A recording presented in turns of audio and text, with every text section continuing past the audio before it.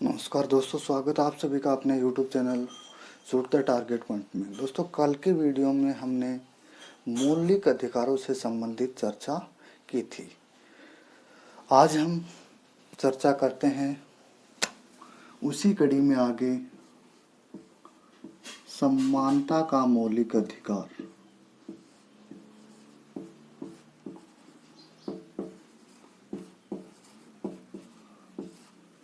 इस अधिकार का उल्लेख अनुच्छेद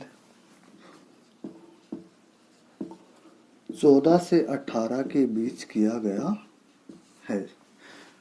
समानता का अधिकार से तात्पर्य क्या है कि हम सभी को जो भी अवसर हो, चाहे सामाजिक समानता हो, चाहे कानून के समक्ष समानता हो, उन सभी बातों का उल्लेख किया गया है अनुच्छेद 14 से 18 के बीच। देखते हैं अनुच्छेद 14 क्या कहता है। अनुच्छेद 14, इस अनुच्छेद में कहा गया है कि विधियों के समक्ष समानता एवं विधियों का समान संरक्षण का अधिकार होगा। विधियों के समक्ष समानता,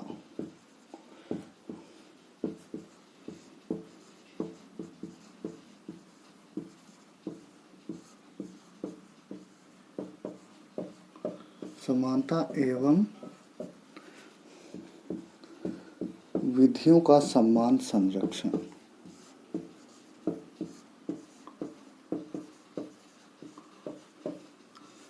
जैसे कोई भी कानून बनता है, वो कानून हम सभी पे लागू होता है, चाहे हम कहीं भी निवास कर रहे हों, कहीं भी कोई कार्य कर रहे हों, तो उन सभी पे हम सभी पे एक ही नियम लागू होता है जो हमारी संसद द्वारा बनाया जाता है। विधियों के समक्ष समानता और संरक्षण, यहाँ दो शब्द अलग अलग दिए गए हैं।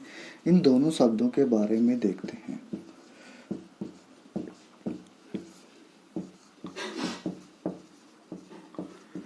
समानता से तात्पर्य है कि जो नियम है वो सभी पे लागू होता है। तो समानता है वो कैसा है, कैसे अर्थ में प्रयोग किया गया है? नकारात्मक अर्थ में। और संरक्षण है, जैसे मान लो कोई सामान्य पुरुष है, वो 5 मिनट में 1 किलोमीटर दौड़ सकता है, लेकिन कोई फिजिकली हैंडीकैप्ड है, वो 5 मिनट में 1 किलोमीटर नहीं दौड़ सकता, तो उसके लिए अलग से नियम बनाने पड़ते हैं और वो नियम वेरीफाई करता है संसद। तो वो है संरक्षण से संबंधित, ये सकारात्मक अर्थ में लिया जाता है।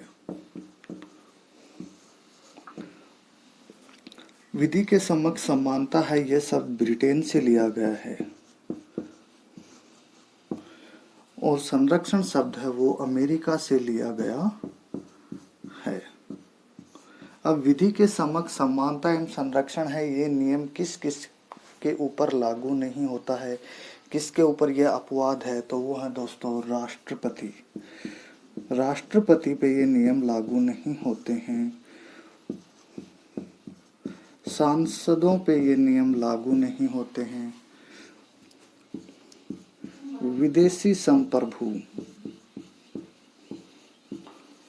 पे नियम लागू नहीं होते हैं और राजदूतों पे ये लागू नहीं होते हैं। तो ये था अपना अनुच्छेद नंबर 14। अगले अनुच्छेद पे आते हैं, अनुच्छेद नंबर 15। अनुच्छेद 15 में किसका उल्लेख किया गया है? अनुच्छेद 15 में सामाजिक समानता का उल्लेख किया गया है।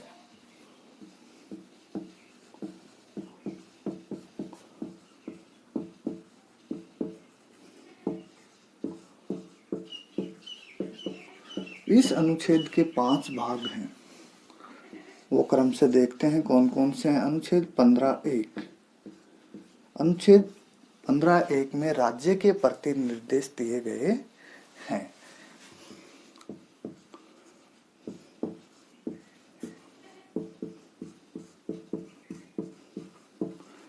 राज्य के प्रति निर्देश दिए गए हैं कि राज्य है वो व्यक्तियों के साथ में धर्म, जाति, लिंग, निवास स्थान के आधार पे कोई भेदभाव नहीं करेगा।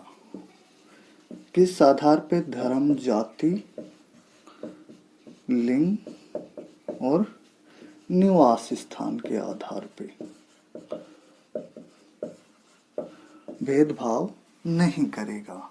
अनुच्छेद 15(2), इसमें नागरिकों के प्रति निर्देश दिए गए हैं।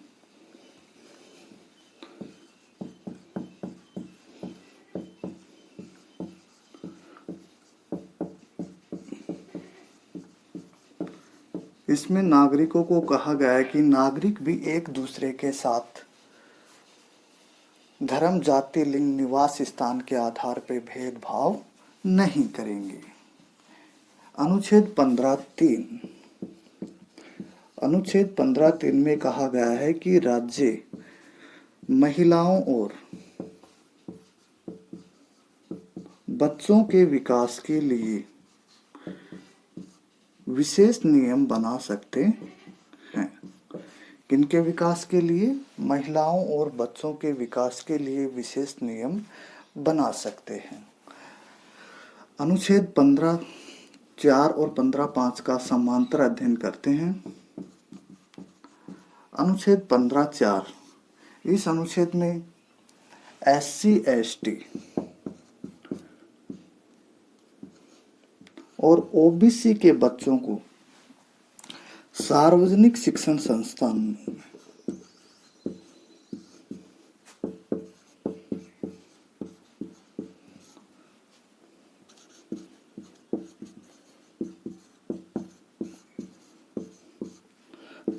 प्रवेश एवं शुल्क में छूट दी गई है। इसी प्रकार से अनुच्छेद 15(5) में SC, ST, OBC के बच्चों को निजी शिक्षण संस्थानों में क्या दी गई है? प्रवेश एवं शिक्षण शुल्क में छूट दी गई है। ये अनुच्छेद 15(4) है, ये मूल संविधान में नहीं था, इसे बाद में जोड़ा गया है। कब जोड़ा गया है? प्रथम संविधान संशोधन अधिनियम 1951 के तहत जोड़ा गया है। अनुच्छेद 15(5) ये भी बाद में जोड़ा गया है। कब जोड़ा गया है? 93वां संविधान संशोधन अधिनियम 2005 के तहत जोड़ा गया है। तो ये था दोस्तों अपना अनुच्छेद नंबर 15। आते हैं अगले अनुच्छेद में। अनुच्छेद 16 में क्या कहा गया है? अनुच्छेद 16 में अवसर की समानता दी गई है। देखते हैं अवसर की समानता क्या होती है, किस प्रकार से होती है। अनुच्छेद नंबर 16,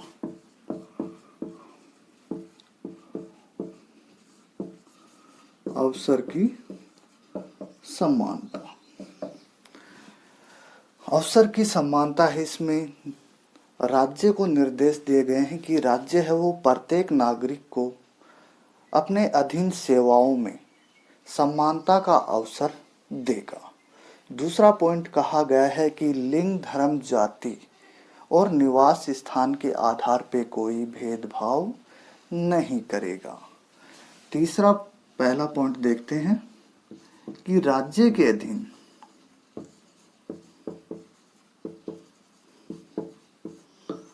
सेवाओं में अवसर की समानता, यानी सभी नागरिकों को समान अवसर दिए जाएंगे, कोई भेदभाव नहीं किया जाएगा। दूसरे पॉइंट में कहा गया है कि लिंग, धर्म, जाति, उद्भव के आधार पे भेदभाव नहीं किया जाएगा। लेकिन अनुच्छेद 16(3) में संसद चाहे तो निवास स्थान के आधार पे भेदभाव कर सकती है। जैसे अपना आंध्र प्रदेश है, भाषा के आधार पर बनने वाला राज्य, पहला राज्य था। अगर वहाँ के नागरिकों को ये विशेष अधिकार दिए गए हैं, उनको निवास स्थान के आधार पर अलग से सुविधाएं दी गई हैं, तो संसद चाहे तो निवास स्थान के आधार पर भेदभाव कर सकती है। ये नियम बनाने की शक्ति किसमें निहित होती है? संसद में निहित होती है। विधानमंडल को ऐसा कोई अधिकार नहीं होता। तो क्वेश्चन अच्छा क्वेश्चन आ रहा है कि निवास स्थान के आधार पर भेदभाव के नियम कौन बना सकता है। तो निवास स्थान के आधार पर नियम सिर्फ और सिर्फ संसद बना सकती है, विधानमंडल ऐसा नियम नहीं बना सकती। अगला अनुच्छेद 16(4). 16(4) में आरक्षण का जिक्र किया गया है। सरकारी सेवाओं में आरक्षण।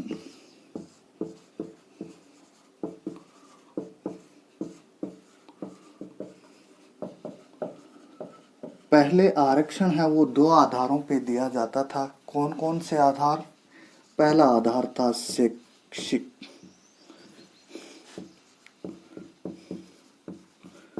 दूसरा आधार था सामाजिक आधार। इन 2 आधारों पे आरक्षण दिया जाता था, लेकिन वर्तमान समय में तीसरा आधार भी जोड़ दिया गया है। वो कौन सा आधार है? आर्थिक आधार पे भी सवर्णों को वर्तमान समय में 10% आरक्षण की व्यवस्था कर दी गई है।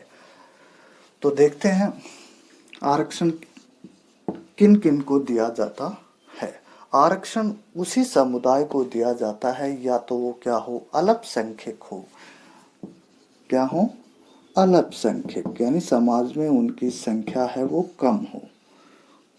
दूसरा आधार क्या होता है आरक्षण का? सरकारी सेवाओं में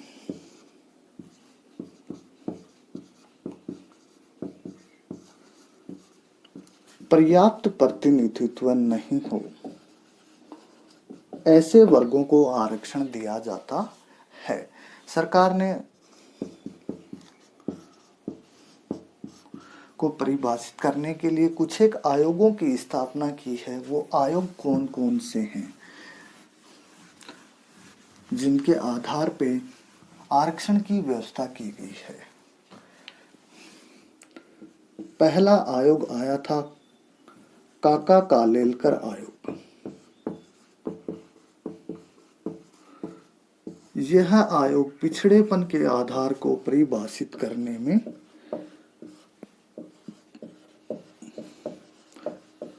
असफल रहा।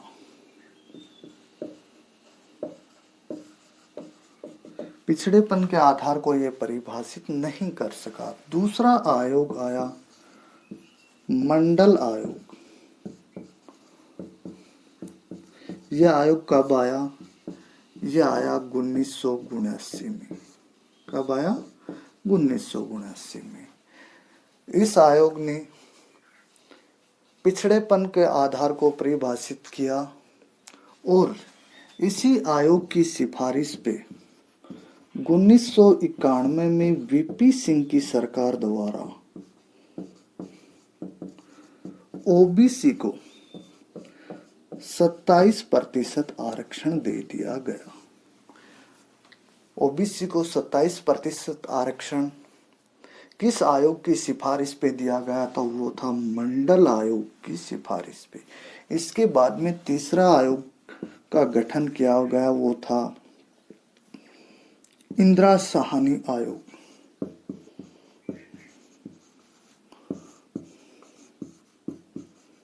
इस आयोग का गठन किया गया 1992 में। इस आयोग ने भी पिछड़ेपन को परिभाषित किया और आरक्षण का आधार है वो क्या दिया? शैक्षिक और सामाजिक ही दिया, आर्थिक आधार नहीं दिया। इस आयोग के फलस्वरूप कौन कौन से कार्य हुए? आरक्षण की सीमा है वो 50% तय की गई कि भाई 50% सीमा तक ही आरक्षण दिया जा सकता है, उसके ऊपर आरक्षण नहीं दिया जा सकता। दूसरा पॉइंट इन्होंने ये दिया कि आरक्षण है वो प्रारंभिक नियुक्ति में ही होगा, पदोन्नति में नहीं। जैसे मान लो कोई व्यक्ति है, नौकरी लग जाता है तो उस प्रथम स्टेज में ही उसको आरक्षण दिया जाएगा। उसके बाद में वो अपना पदोन्नति चाहता है तो उस स्थिति में उसको आरक्षण नहीं दिया जाएगा। इस वाद के फल अगला अनुच्छेद क्या कहा गया है?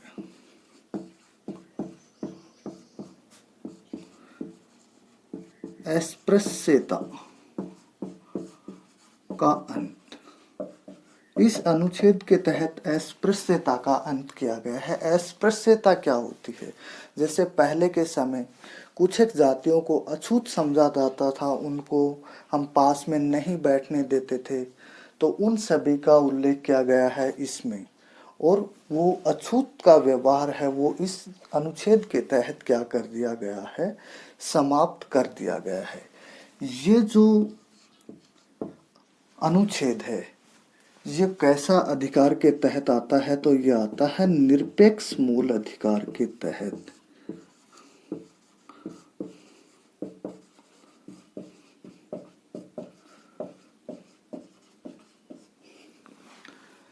इसका उल्लंघन किए जाने पर दंड दिया जा सकता है। किस किस स्थितियों में दंड दिया जा सकता है न्यायालय द्वारा? वो स्थिति है, नंबर 1, धार्मिक स्थलों पे भेदभाव करने पर।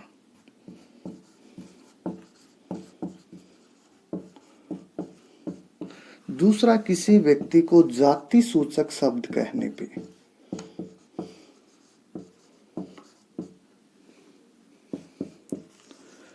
तीसरा, सार्वजनिक स्थलों पे।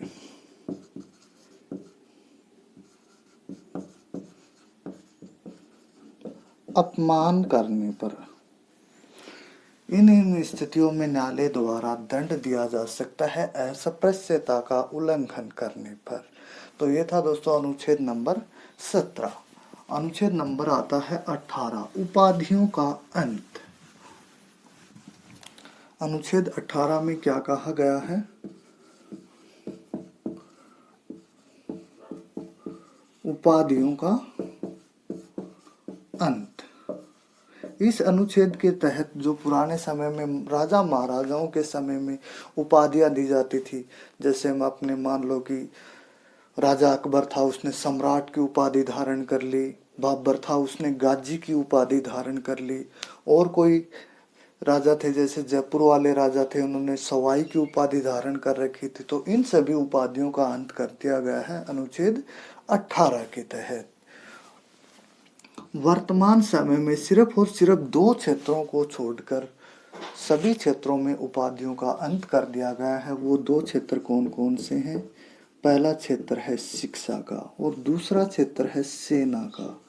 इन 2 क्षेत्रों में ही उपाधियां दी जा सकती हैं। शिक्षा में देखो, आपको पता ही होगा कि हमारे राष्ट्रपति महोदय हैं, उनको कनाडा यूनिवर्सिटी द्वारा, हार्वर्ड यूनिवर्सिटी द्वारा मानद डॉक्टरेट की उपाधि दी जाती है। सेना में जैसे अपने महेंद्र सिंह धोनी हैं, क्रिकेटर हैं, उनको सेना में लेफ्टिनेंट कर्नल की मानद रैंक से नवाजा गया है। तो सिर्फ शिक्षा और सेना को छोड़कर अन्य क्षेत्रों में उपाधियों का क्या कर दिया गया है? अंत कर दिया गया है। अगर कोई व्यक्ति विदेश से उपाधि लेना चाहे तो उसे क्या करना होगा? तो सबसे पहले उसे राष्ट्रपति की अनुमति लेनी होगी कि भाई मैं फलाने देश से उपाधि ग्रहण करना हूं, तो हमारे राष्ट्रपति महोदय हैं, उनसे हमें इजाजत लेनी होगी। इनसे इजाजत के बगैर हम उपाधि धारण नहीं कर सकते।